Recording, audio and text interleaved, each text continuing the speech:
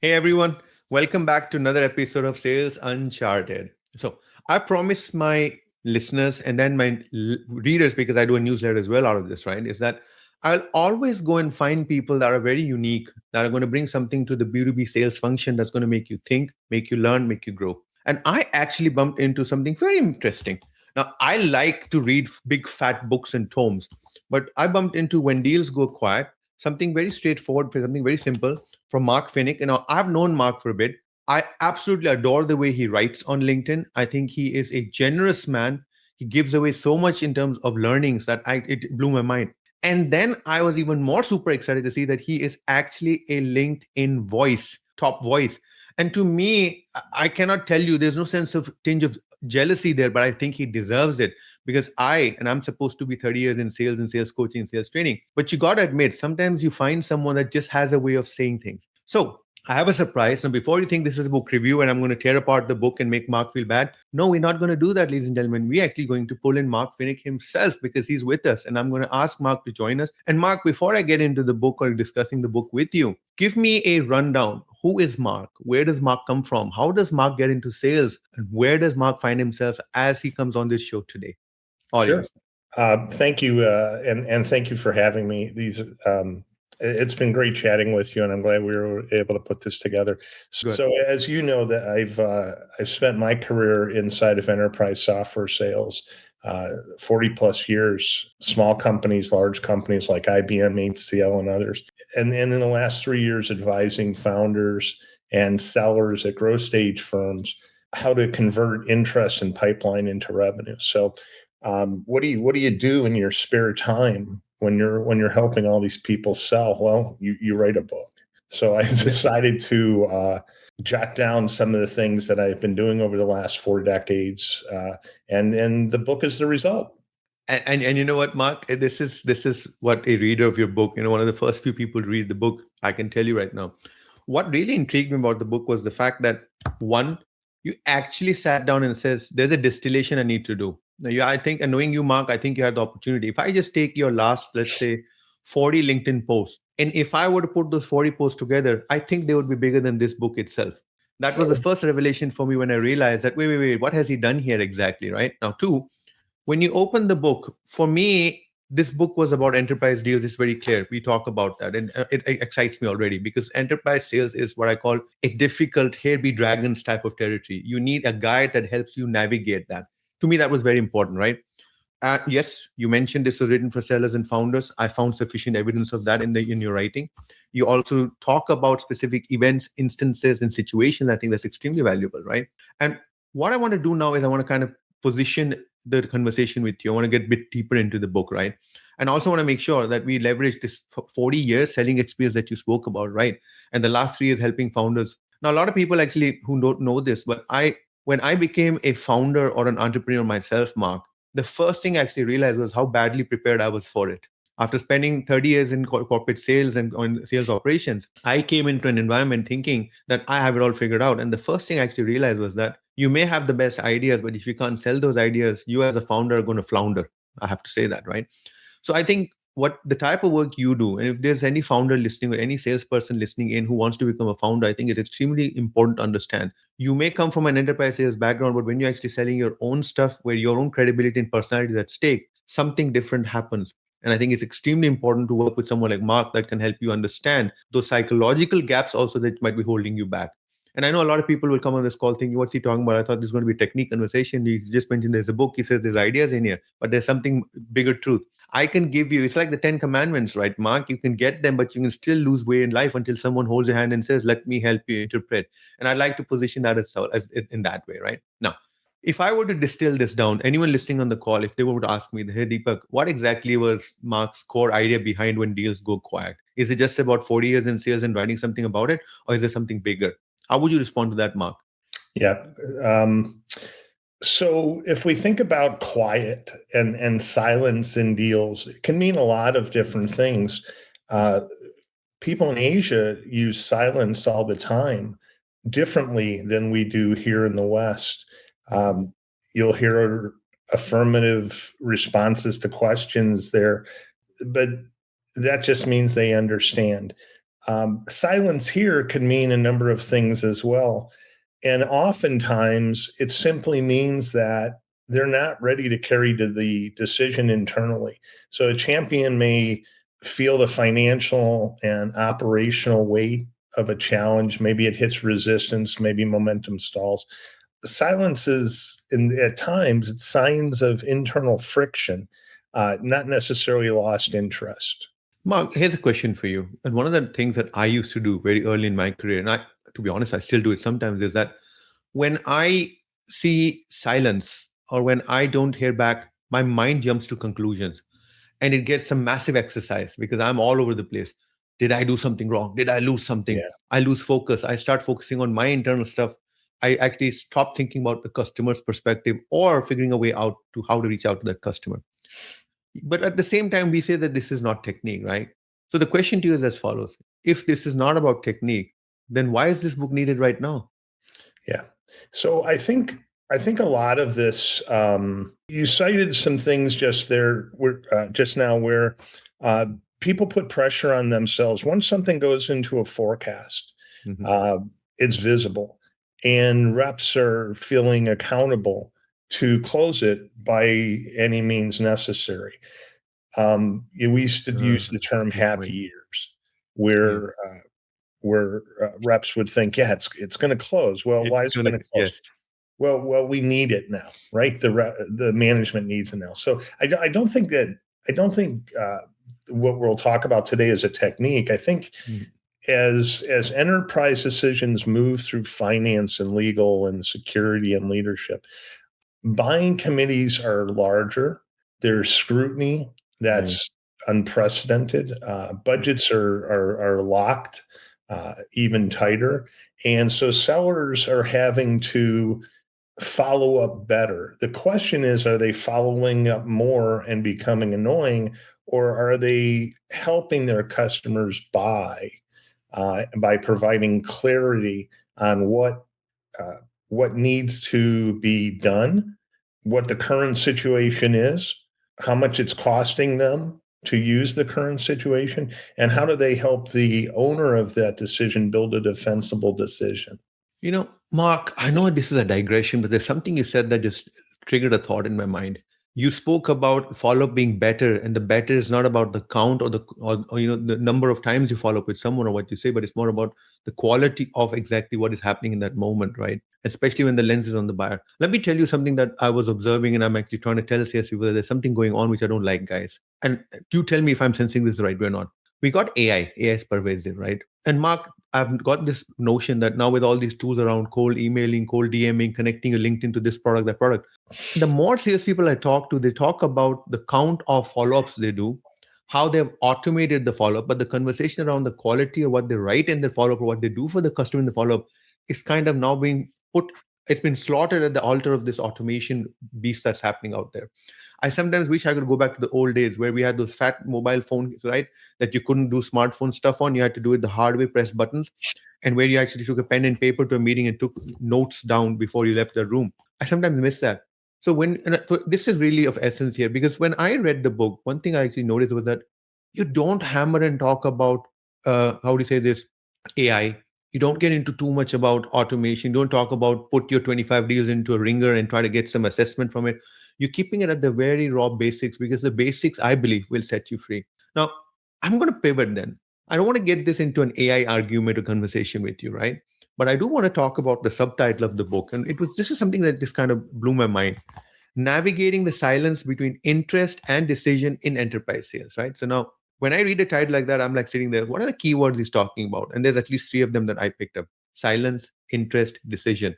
Mark, if these are what I can call anchors, how would you explain these anchors to people so they understand what the subtitle is alluding to and where are they going and going to get when they get this book in their hands? Sure. So first of all, with regard to AI, Yeah. there's a time and place for all of these aspects of enterprise selling. Uh, the notion that there's a quiet period is this is one of the elements. AI has a very significant part to play in researching a company, in researching an individual, looking for signals that might demonstrate affinity that a future customer has in your solution. Yeah. If you're selling a particular technology, and you can look at an organization's signals, not only their 10K and their analyst But presentations, but you can look at what else is? you look at posts that they've done, look at blogs that executives have written, and you can start to put together a story that resonates with a future customer. Great. You're going to have a lot. You're going to go a lot further than some of the people that are just barraging future customers with AI written messages. So I think it has a Wow. very, very significant play. In terms of the anchors, it's very simple. Interest is what gets you evaluated, right? If you're successful Yeah. converting curiosity into Mm. interest, check that off. You've made progress. Silence, interestingly, what I have found is that's the moment where internal tension shows up. You'll have a great demo, Mm. you'll have some great discussion, and then sometimes things just go quiet. Well, Good. a decision only forms when the organization has ownership. They have impact, clarity, they have alignment between the different functions, and they have internal safety. That's when decisions form. Form.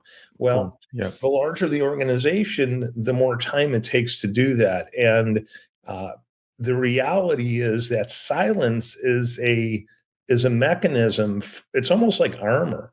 They can use silence as a way to formulate that decision without having to go and re-engage the salesperson. It doesn't mean that things have stopped. It doesn't mean that things have died. Sometimes it just means that there's work that needs to be done That's before to be they're done. ready to re-engage. So here's the silence problem that I face, right? And I still see that afflicting a lot of guys, especially when you're like 21 or 30 years old, 3 or 4 years, and you're still figuring out selling and acting like a novice, right? Why do we as sellers misread silence so much? I mean, what's happening there? Is that like something, is there like some chemical that happens in my brain that makes me react the way I do with silence? Because I absolutely hate it. And for me, 2:1 was always very weak with me, right, Mark? So for me, when a customer goes silent, it's like I've lost half my existence because I really want to know what's going on, and then I start making mistakes. What's your reaction to this misreading that happens? And Yeah. me, Well. So first of all, silence. It's interesting because we're talking about silence, but there's no silence in enterprise deals. The customer or future customer, I like to say yes, future customer instead of prospect. I think prospect is derogatory, but the future customer, they may be silent, but your organization's anything but. You've got vice presidents asking for absolutely. updates. You've got SEs asking for updates. Everybody wants so the pressure is tremendous for especially for people who have not been through this for decades. So at first silence feels like rejection, and it's usually not. I'm convinced that it's the point where a buyer is dealing with budget pressure, risk concerns, internal resources.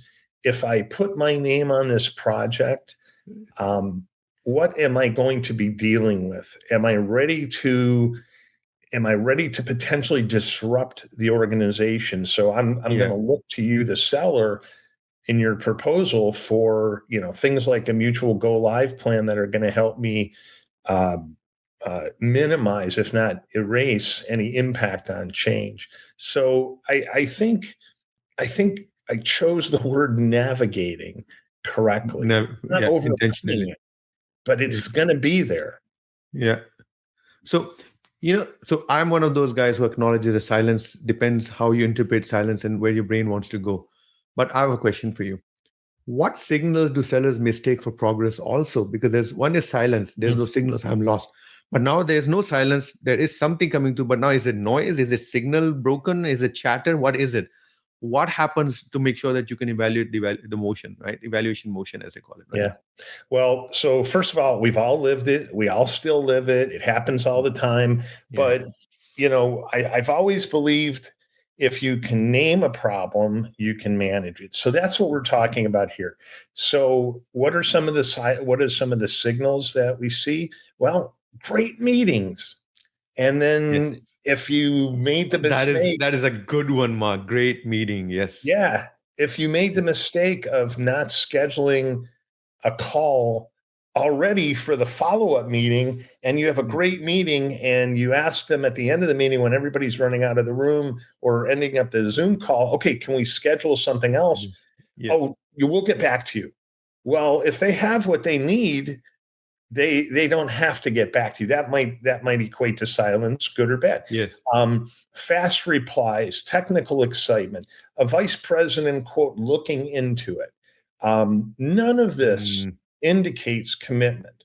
Progress starts when someone inside the customer takes responsibility for the business outcome. They want to improve the yes. business either by increasing revenue, reducing cost, or lowering risk. That's what everything has to ultimately come down to. Now, the question is when they look at a piece of technology, are they able to make that translation? Are they able to do that in a way Right. that's not going to disrupt the business? And silence, Okay. again, that's the very natural defense mechanism. So there's a switcheroo here. So we have silence where you are waiting for something to happen, some response to come back. Then on the other hand is that there's chatter that is ongoing, but then you don't know. So when should a seller stop treating silence as a follow-up problem and start treating it as a decision problem? Something is happening, but I need to control it, do something. What does that moment look like then, Mark? Yeah, I think it's when the conversation shifts from features and functionality to impact, risk, Oh, r- sequencing, ownership, roles, names, dates. Once the buyer is wrestling with internal implications, silence, in my estimation, means alignment has stalled, not that yes. communication has dropped. Got it. So is this a situation where you may be having a communication, but you ultimately realize that there's no straight line that you could draw to either a future outcome, and there's no commitment that's visible from it? And Absolutely. And again, I'll give you a perfect example. So one of the things I do with the reps that I coach, um, that's what I do. I'm a deal coach, right? I'm not a fractional CRO. I work you're with very hyper focused. I've noticed that, Mark. Yeah. yeah, yeah. Well, it's my passion. It's what I've always loved doing. I Yeah. get to help reps increase their lot in life. I get to help founders who might be, staring at a runway that's shrinking, and I get to help them do things that I know how to do. Well, what I have found is that the the just knowing what you're dealing with, um, and what it means just makes a difference in how you approach these deals. I'm with you. I'm with you. So this is, my ex-boss used to tell me, Deepak, your problem is that when you sense emptiness, you fill it with your own ideas and your own notions. You really need to stop doing that. You need to step back and have an out of body feeling. Look at your circumstance from a customer's point of view and try to understand what's going on. So as I Yeah. listen to, I kind of realize that some of those stuff that's been said by managers for the last 50 years still hold true. And you Oh, can have all absolutely, absolutely. the wisdom of the ancients, right? Yeah, the reality is so many of my peers are they're either retired or they're on, they're VCs, they're on big yachts. I just happen to still do what I'm doing. I want to come back to the what do you do when you're having these great conversations? How do you validate if they're just conversations or if there's actually progress? I've always been a big fan of a mutual action plan. And Yeah, what I indeed. realized in the last couple months, that's a very seller oriented term.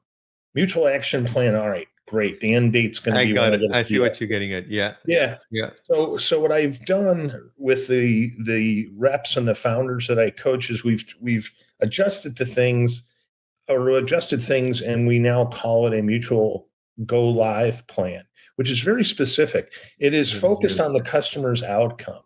And to determine if a customer is actually ready for this discussion or not, we introduce it. And if they come back and they say, that's great, we'll do that when it's appropriate, then but now is not the right time. We know we don't have ownership. We also know it's probably not ready to forecast with a particular date and wait yet. So there's ways to, and I do this as part of my coaching all the time. We just ask what words did the customer use to express interest, and pretty soon we're able to determine is it genuine interest in ownership, or is it activity? Just correct. But Mark, I have a question for you. Since we started with MAPs, and then we went to mutually, what did you call it, boss? MQL or something? I can't remember what. Mutual go live plan. Go live, MGL, right? So I'm not a big fan of acronyms, so I'll leave you with that. Yeah. So I threw the acronym thing to make it easy for me to recall. But sure, it's really interesting because at the end of the day, if people were to come on a call like this and say, okay, you know what, Mark, I love this. I don't have time to read the book. Can you give me like a little formula to use, right? That's the reason why I went into acronyms. When I was reading the book, there was this notion that you're talking about, that there must be 4 conditions that must exist for a real enterprise decision to form. And I sat up straight. I said, yeah, baby, now I know what to do with the book. I got my 4 things. Now, what are those 4 things? Now, I don't want to let the cat out of the bag, but I think, Mark, if you could, in your own words, kind of help the listener understand. And to me, I think this is the most important part of this book. It's literally like a 4-step way to get things to switch on for you. Help me make sense of it for our listeners. So this was the catalyst for the book. Doing forecast calls for a couple of my clients where they were just all over the map, and I would ask the same questions over and over again, and then it just became this set of conditions. All right, this is why. If they meet these conditions, this is when we're going to put them in the forecast. So the first condition is there's got to be a business problem we're spending money to solve. That means that in the customer's words, they can articulate a measurable impact on revenue, cost, or risk of the current solution, the current approach. There may not be a technology in place, but that alone is still an approach. Even if it's manual, that's their approach. And with that, we need to understand, and the customer has to be able to articulate, what does that mean in terms of revenue leakage, cost, and risk, because they're going to have to sell this internally. Another condition, absolutely of paramount importance, is that there's somebody there with economic responsibility who's going to own the call. They're going to own this decision. That means they're going to go up against individuals who like the old approach. They need to manage the impact of change. It might be that they don't have the political capital to see this through. We have to help them build that. Another condition is that all stakeholders are aligned on go live dates and the impact of change. That means finance, legal, security, operations. They have to be aligned enough to avoid friction.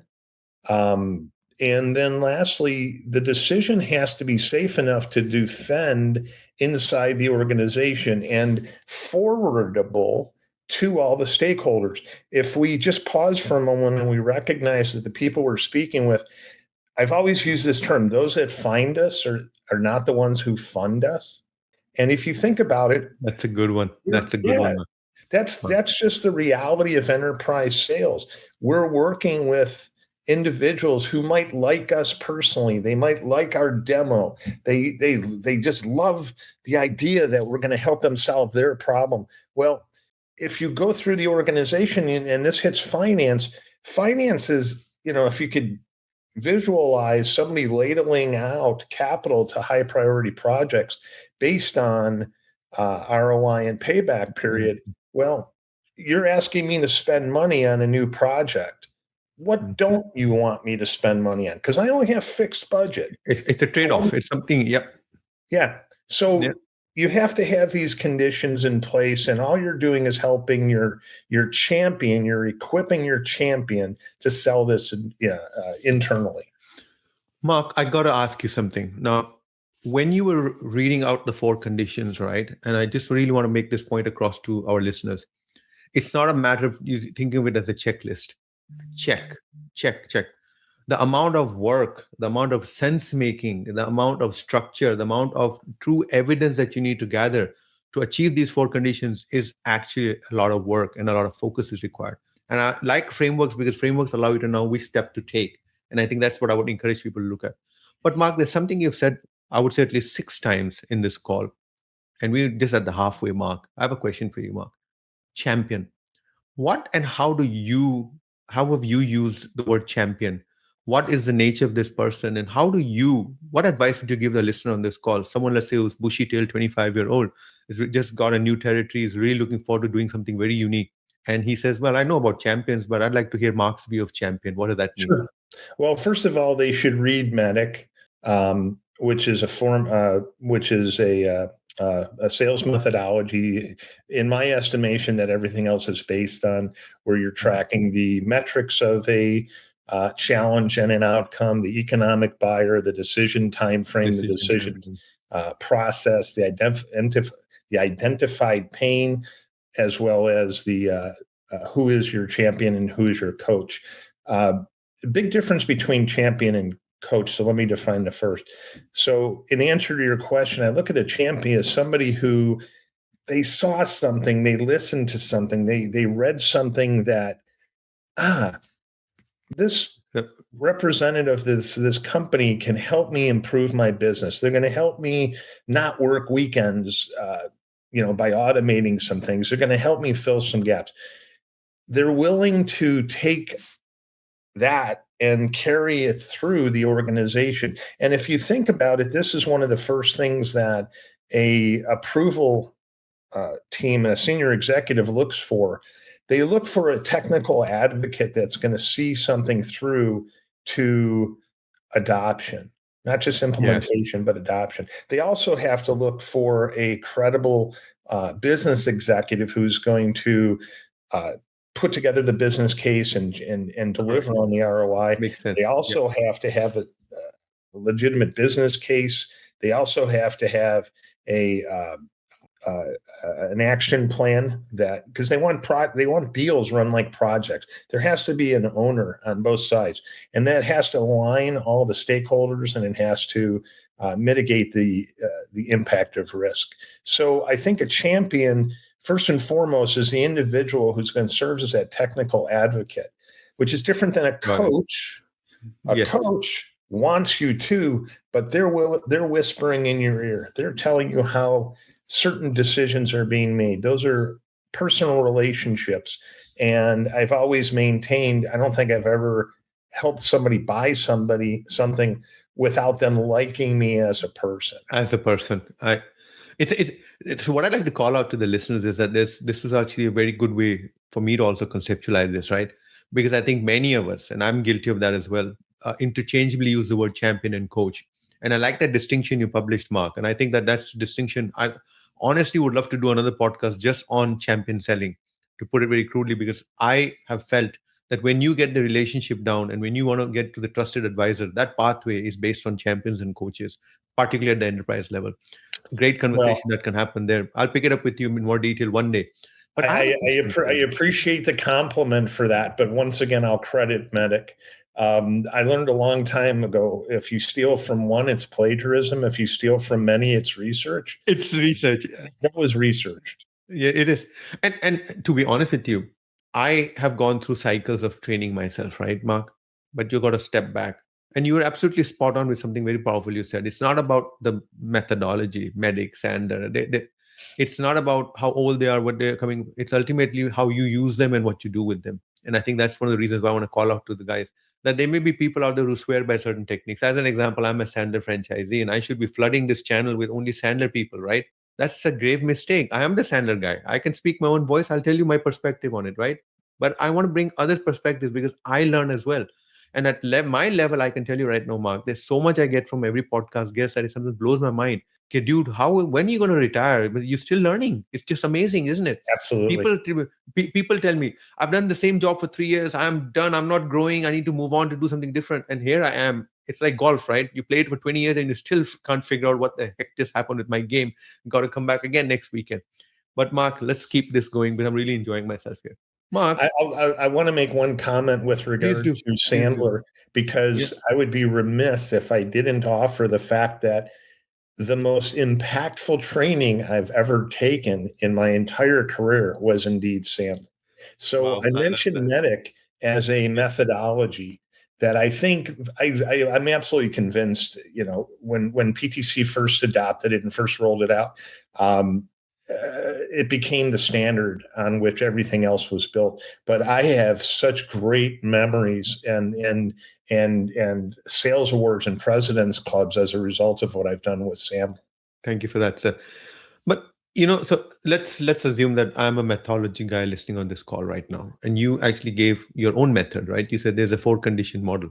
And Mark, I'm very sure if I push you, your next book could literally be your own approach, but it's not called medic, it's maybe called MARK, and the 4 conditions could be MARK. I'm just throwing things around right now. But I have a question for you. I've just given you guys a wash, rinse, repeat. I've given you some structure about to think about it, right? At the same time, Mark, I am a sales leader, and I'm asking the sales leaders listening, how, Mark, can I use your 4 conditions framework, right, to really look at the forecast and actually understand which deals are actually quiet or going to go quiet? What things pop out? How should I misuse your framework in terms of how I interrogate deals with my sales teams?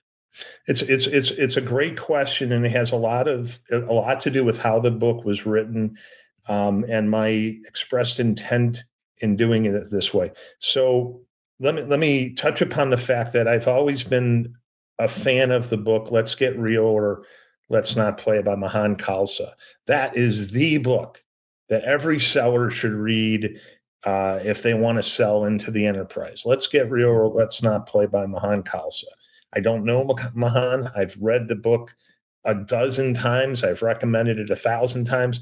But let me share with you, that is the Bible for B2B sales. And when I wrote this book, I was in the midst of reading Let's Get Real, or Let's Not Play. And I kept thinking to myself about this notion of quiet, and I couldn't find anything in the book. And I went back and I went to the medic training, and I went actually to my Sandler stuff and my Challenger stuff, and I had some spin stuff. And I looked, and I'm thinking, wait, these are different moments. The quiet moment, or I should say, everything leads up to, what do you say to get interest? What do you say to get to get to the next step? How do you negotiate? What do you do when you're communicating?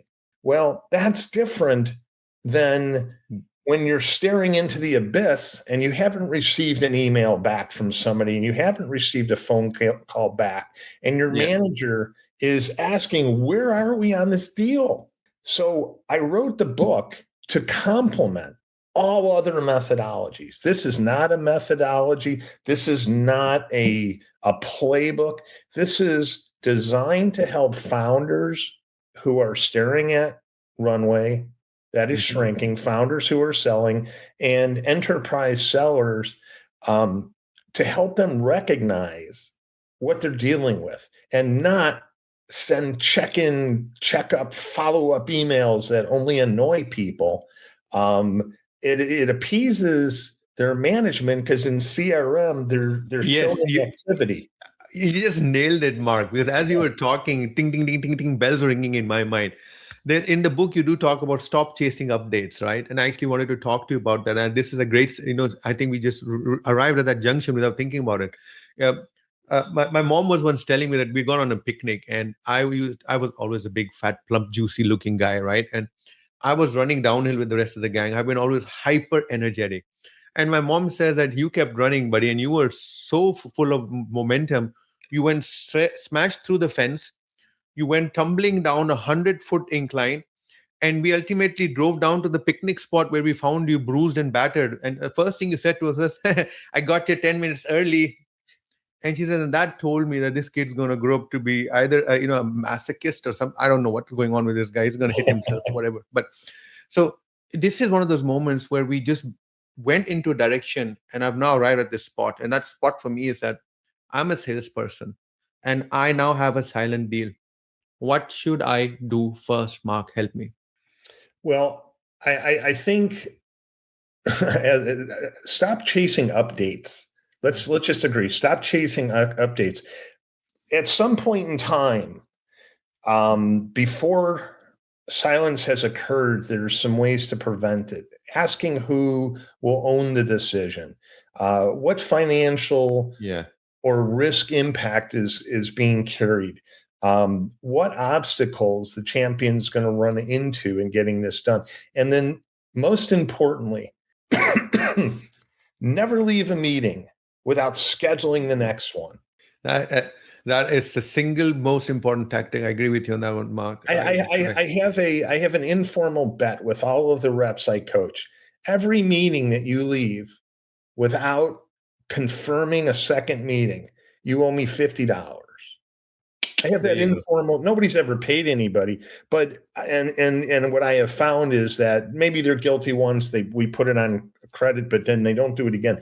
And even if you're scheduling a demo for, say, next Thursday, while you've got somebody on the phone, say, you know what? After the demo, you're going to need to chat with your team. Why don't I also put a follow-up to the demo on the calendar? Because what happens is, you get done with the demo and everybody's running off of the Zoom call for the next meeting, and you get ghosted.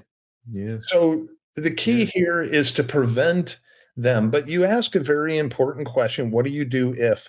In the book, I talk about a variation on Chris Voss's theme, which is send a simple note looking for clarity. Simply looking for clarity. It might be something along the lines of, we haven't spoken for a couple weeks.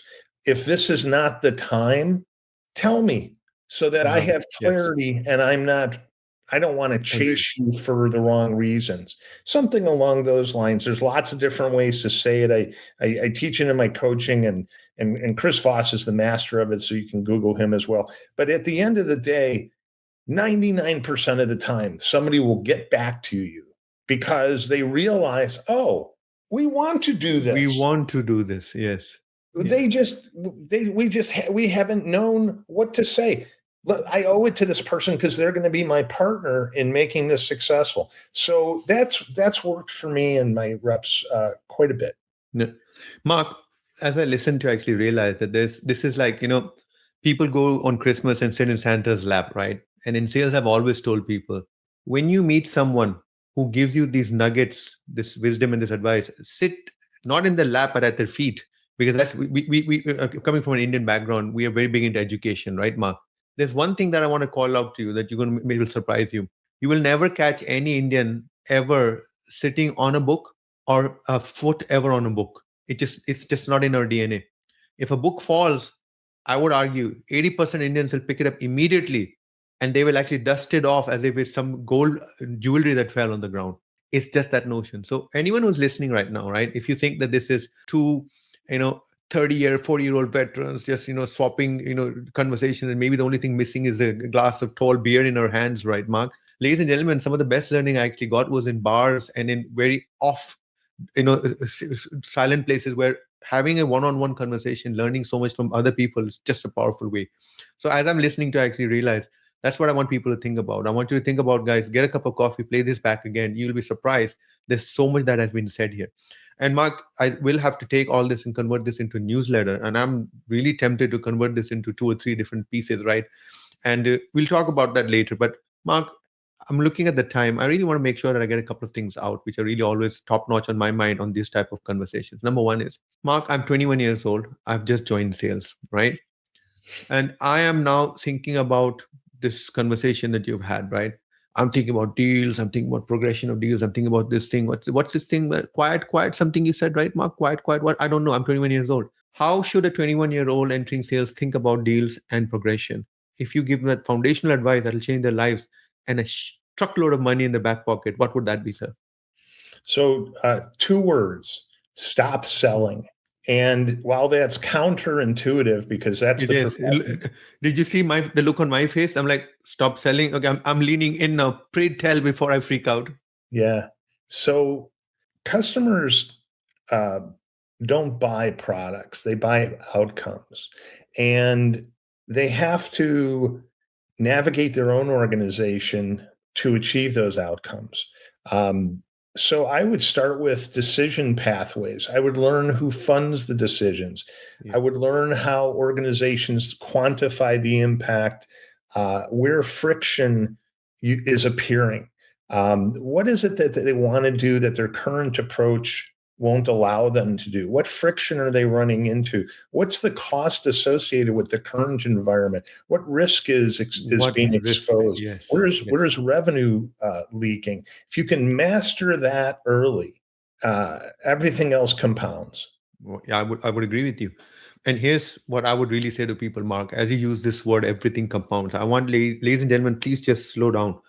Take a piece of paper, put down an X and a Y axis on it, and put down 21 years of age. And you hear this from Mark today. If that allows you to become even 1 or 2% better at what you do, that 1 or 2% is going to compound over time. And if you remember the James Clear example, right, Mark, you're looking at nearly 300% excess gains over 30 years. So, ladies and gentlemen, if you are going to say to your parents that I just got a sales job and I'm going to retire with $1 million, listening to the guidance given to you at an early age means that you're going to retire with maybe $3 million. That's the data. It's out there, and I've seen this working with rockstar salespeople, right, Mark? So, Mark, I'm going to now flip the lens. Let's talk about sales leaders for a second here.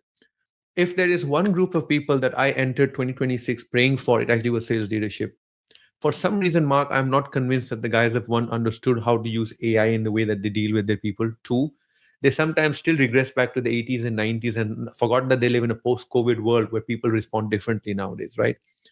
When we talk about deal management, there's always high emotion and high stakes, right? I mean, I just to give an idea, the last deal before I left the corporate world was a deal that one of the guys that was working on it was very proud of getting $60 million.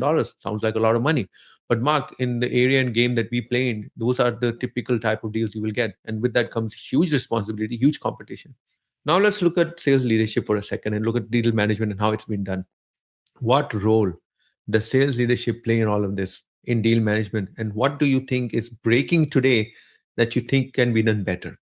It's a timely question because what I see with almost all of my clients, and just companies at large, if we take a step back many years ago, before HubSpot and before Salesforce, and Yes. before Siebel, there was activity management software.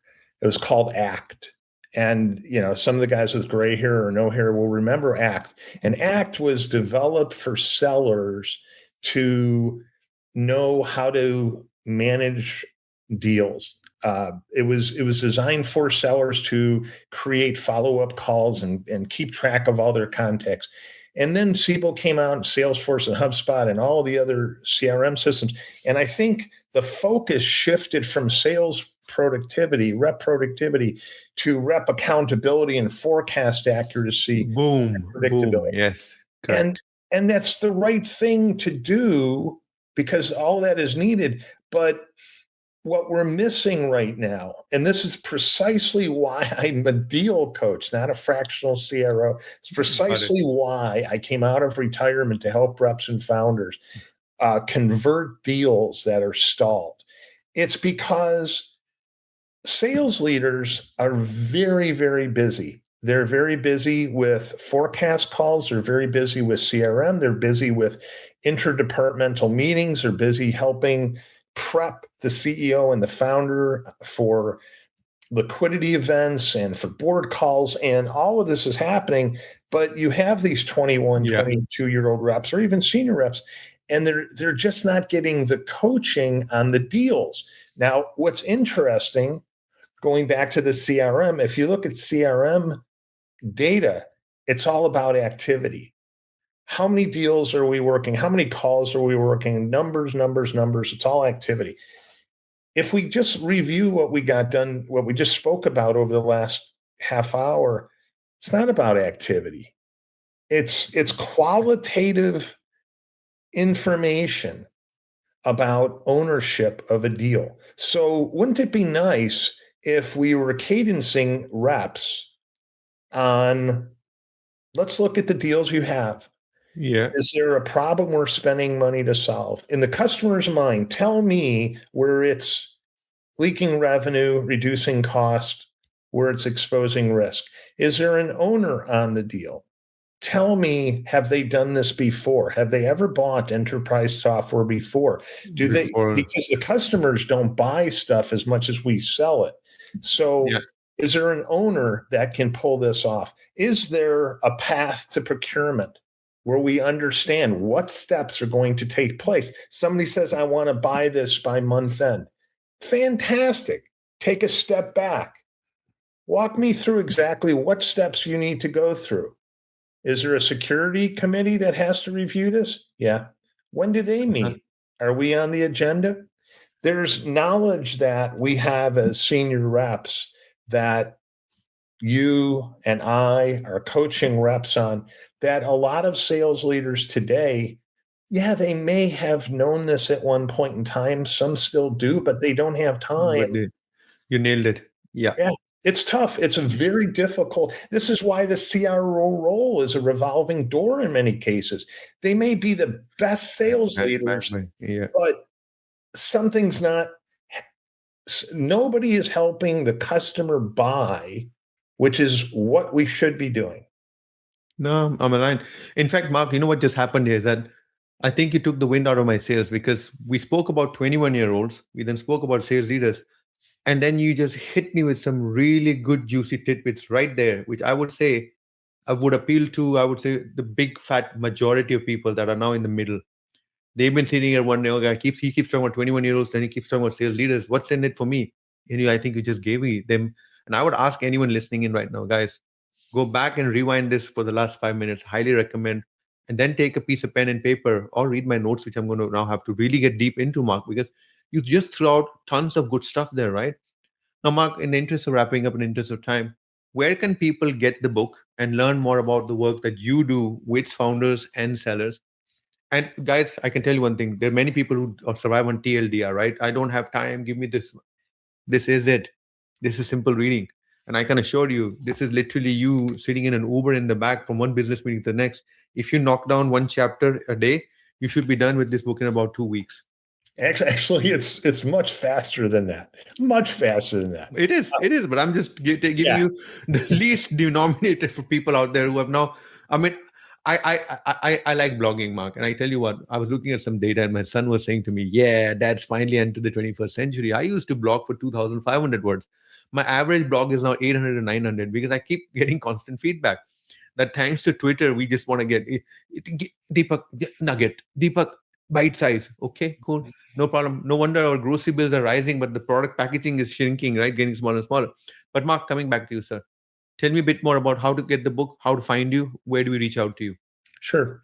Well, thank you for that. So first of all, the book is on Amazon. You can just Google or Google, just put my name, Phinick, in the search bar. And then in terms of my writing and my coaching work, you can go to letsmakeitrain.net. That's my company. I'm also on LinkedIn, and I would love to help any of your readers. Absolutely. My readers, my listeners, they are always, and I can tell you, I just did a talk with a bunch of youngsters and a very dynamic team back in India. And Mark, you know what's really interesting? And I just want to make sure everyone understands this. People are once asking me, Deepak, we see the variety of people you bring on the call, but aren't you selling in the US? And I'm like, no, you're missing the point. Selling is such a universal function, Mark, that you'll be surprised. All of us get married. We get married differently. We have cultural nuances to how we get married, but we do move. It's like selling. There's a base reality to selling, which is still going to survive. How you might, traditionalize it or culturalize it at a local level is different. But there's some basic stuff there, right? There's always basic traits. So I'm always telling people that, hey, don't assume that the US leads in selling or India is backwards. No, no, no. A good seller survives everywhere and he learns from everywhere. And Mark, that's the message that I like to get to the people. So anyone who is not sure or aware, here's my request. Please go and follow this man. Go connect with him.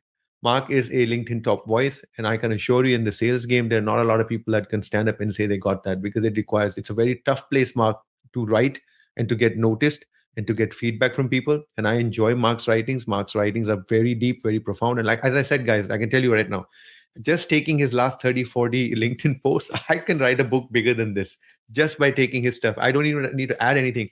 One chapter to Monday's post, second chapter to Thursday's post, and so on.